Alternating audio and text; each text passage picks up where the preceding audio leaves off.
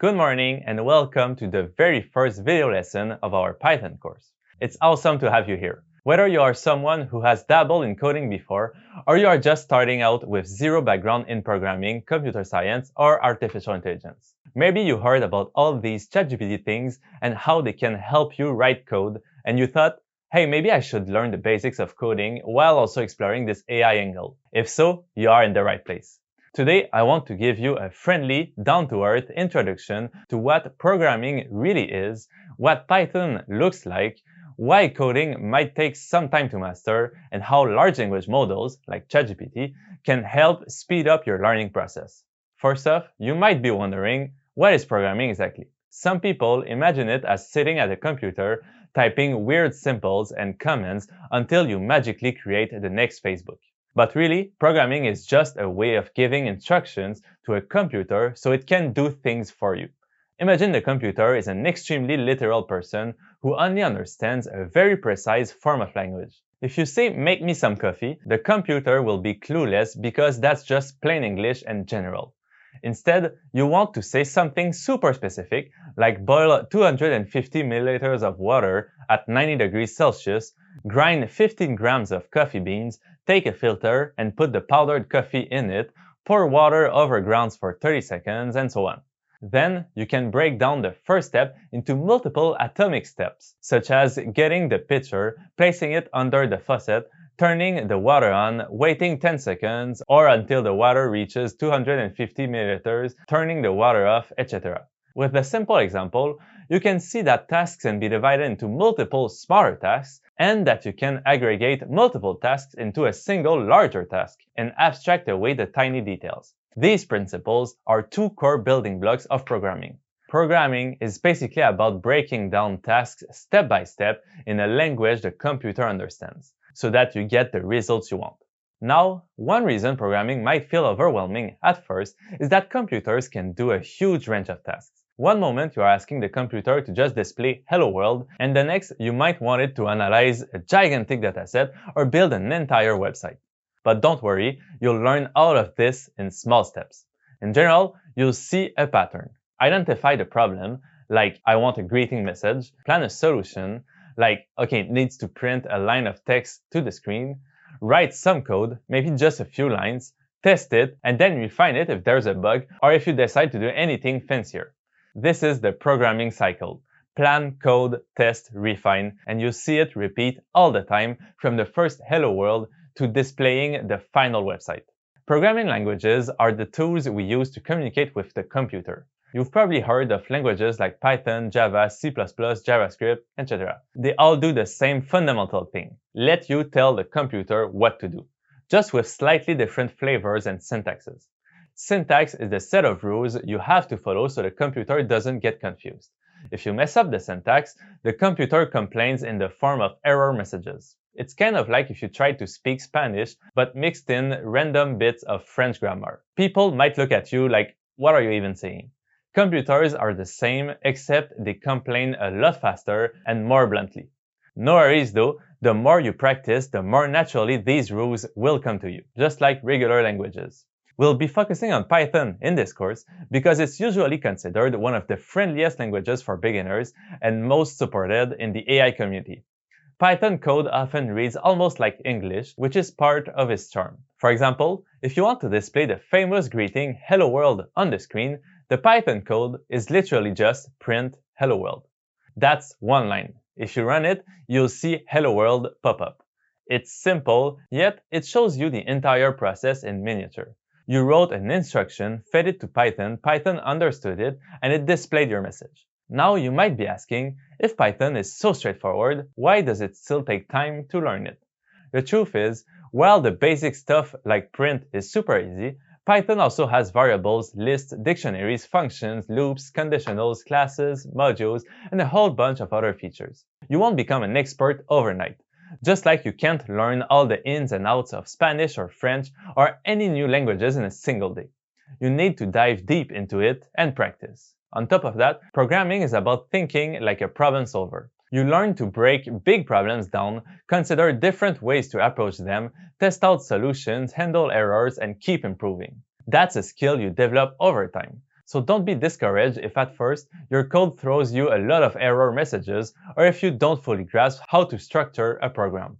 We've all been there, and it's part of the journey. At this point, you might be wondering, so where do large language models like ChatGPT fit into all this? Well, ChatGPT and other LLMs are basically super powerful text editors. They were trained on tons of written data. Think of them like someone who's read nearly every article, book, website, and piece of code out there on the internet. When you type a question, they use all that training to guess what the best response might be, one word at a time. Because many of them also have been trained on code directly, they can write code, explain it, and help you fix it. It's like having a super knowledgeable but not always perfect assistant by your side. You can say, "Hey ChatGPT, can you write a Python function that calculates the area of a circle?" And it will just spit out the code. If you're confused about the code, you can just say, "Okay, but can you explain me what this line does exactly?" And ChatGPT will walk you through it. Then, maybe you decide you also want the program to handle negative inputs gracefully. So you ask ChatGPT to modify the code, and it will try to do that as well for you. That's one big reason they can be awesome teachers. They are available anytime, they don't complain if you ask the same question thousands of times, they don't judge you, and they can adapt to your pace. Sometimes a traditional course will teach everything from the ground up, what a variable is, what a loop is, how to work with strings, and so on before you get to make something fun. ChatGPT can turn that upside down. You can jump right into making a small game or a calculator or just a greeting program, get the code from ChatGPT, ask questions about it, and gradually learn the language as you go. This approach is often called top-down learning. It's a bit like learning to cook your favorite dish by diving right into the recipe rather than trying to memorize every single cooking techniques first. If you need to know a technique while doing the recipe, you just Google it or ask ChatGPT. It allows you to see results much faster and have fun, enjoying the process if you are a tinkerer like me. Both methods have merit, but ChatGPT unlocks that top-down style in a way that was trickier to do before. Let me give you a quick example. Suppose I want a program that asks a user for their name and then greets them. If I ask ChatGPT for a simple Python code that does that, it might give me a few lines like these ones. Then, I'd copy-paste that into a file or an online Python environment, run it, see the prompt, "What is your name?" and if I type Louis, it will respond, "Hello Louis, welcome to this program." That's a mini success. If I'm brand new, I might wonder how every line of the code works. So I'd go back to ChatGPT and say, "Explain how the code works line by line." Then I'd read the explanation. Next, I can say, "Now adjust it so that it also tells the user how many letters are in their name." ChatGPT might add a line that calculates the length of the name and prints that out. This is the top-down approach in action. I didn't have to read tens of pages about Python's syntax. I just asked for code, got an example, and learned from it. One question you might have is, if ChatGPT can just write code for me, do I even need to learn how to program? The answer is undeniably yes, for a few reasons. First, ChatGPT isn't perfect. It's a brilliant tool, but it can make mistakes or misinterpret your instructions. It's just a tool. You need to be able to catch errors, reason about your code, and figure out how to fix it when ChatGPT's suggestions don't work as planned. Second, you might want to customize your code in ways that aren't straightforward for ChatGPT to guess. You might say, "Actually, I don't want to just greet the user. I want to greet them in a rotating set of 5 languages randomly chosen." That's the kind of problem solving and creativity that's more fun to figure out yourself, with ChatGPT helping along the way. Lastly, the real power of coding is what it does for your mind. It helps you develop logical thinking, a methodical approach to problem solving, and an understanding of how the technologies shaping our world actually work.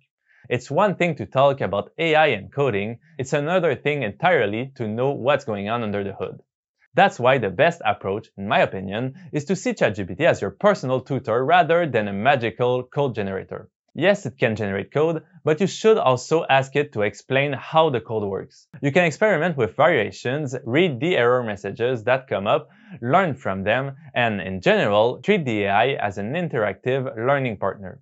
That's especially true when it comes to debugging. Debugging is the process of finding and fixing errors in your code. If your program keeps crashing, it's not a sign that you are terrible at programming. It's just part of the normal day-to-day life of any coder. Even the best programmers in the world spend a lot of time debugging. You'll want to get comfortable with reading error messages, thinking logically about what might have gone wrong, and trying out fixes. ChatGPT can help you interpret these error messages and propose plausible solutions, but you'll learn the most when you start predicting the likely cause of the error yourself and verifying if ChatGPT's fix actually makes sense.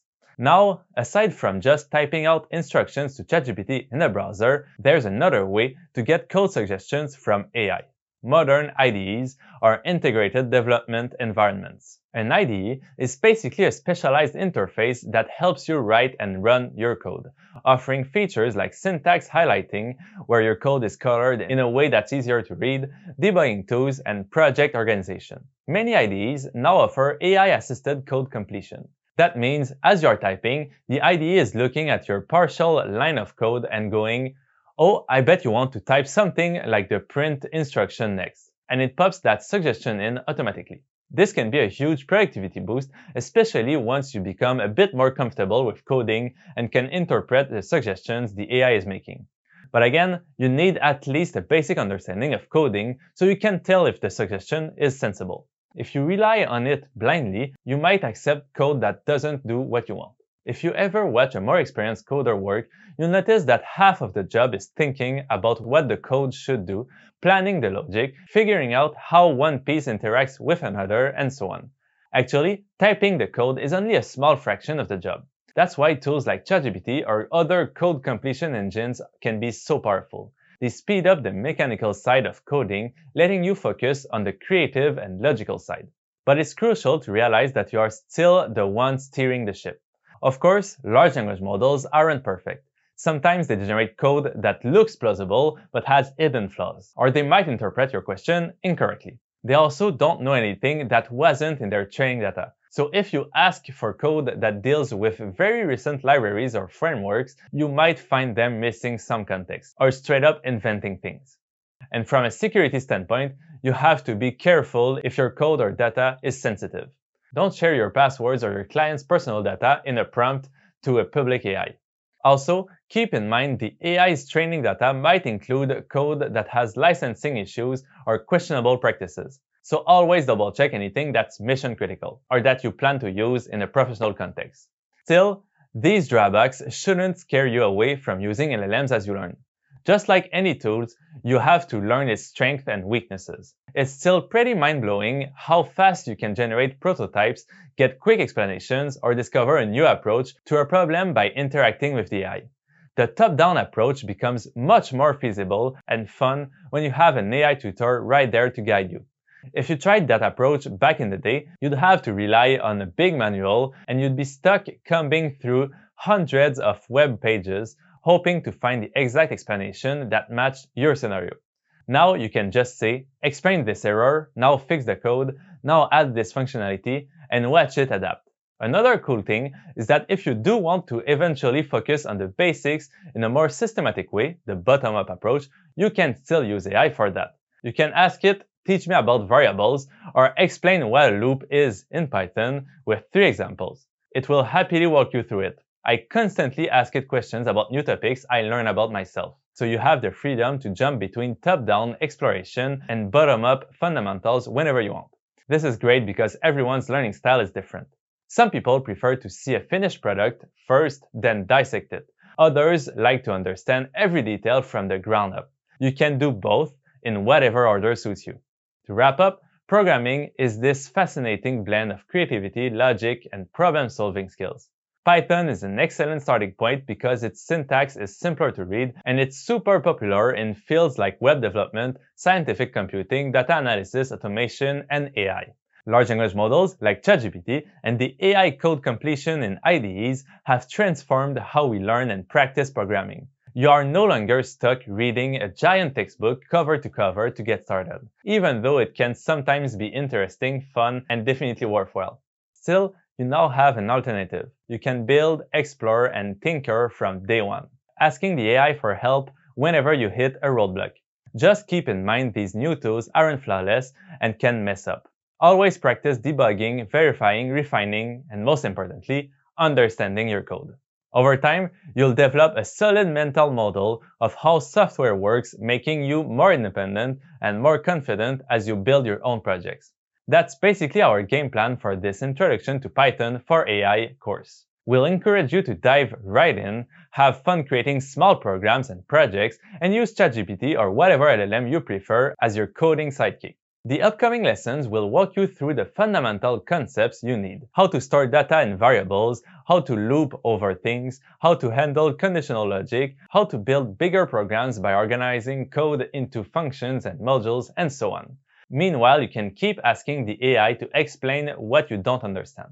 If it seems confusing, you can even copy and paste your error messages and say, "Hey ChatGPT, what does this error mean and how do I fix it?" The more you do this, the more these ideas will stick. So welcome again to the world of Python programming. This is just the beginning, and I'm excited for you to see how far you go, especially with these AI tools at your disposal. You'll be able to create interactive programs faster than you might have imagined and watch your coding skills grow. I can't wait to see what you come up with in our final project. Let's do this step by step using that perfect combo of good old-fashioned learning, creative exploration, and some help from modern AI. Thanks for tuning in, and I'll catch you in the next lesson.